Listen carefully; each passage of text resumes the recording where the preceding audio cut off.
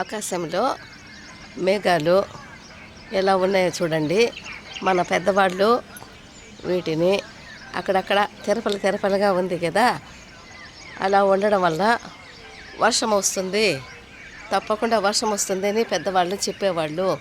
అలా ఉండడము, అక్కడ తెరపలుగా ఉండడం వలన దానిని మన పెద్దవాళ్ళు వానాగుంతలు అనేవాళ్ళు. వానాగుంతలు అంటే అలా ఆకాశం అలా ఉంటే వర్షం వస్తుంది. పెద్దవాళ్ళు చెప్పినట్టుగానే మనకు వాళ్ళు చెప్పిన సూచనల ప్రకారంగా తప్పకుండా వర్షం వస్తుంది. ఇప్పుడేమో సైంటిస్టులు, వాతావరణ శాఖ వాళ్ళు చెప్పినట్టుగా అప్పట్లో మన పెద్దవాళ్ళు వాళ్ళ జ్ఞానంతో వాతావరణము ఉండే పరిస్థితిని బట్టి వర్షం వస్తుందా రాదా అని చెప్పేవాళ్ళు.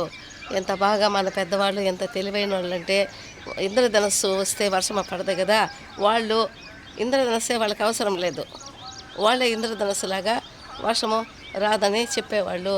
పెద్దవాళ్ళు ఎంత తెలివిగా ఎంత చక్కగా ఉండేవాళ్ళంటే ఆ రోజుల్లో వాళ్ళకు ఎలాంటి చదువు అవి లేకపోయినా కూడా వాళ్ళ జ్ఞానంతో వాళ్ళకి అన్ని తెలివితేటలు ఉండేది.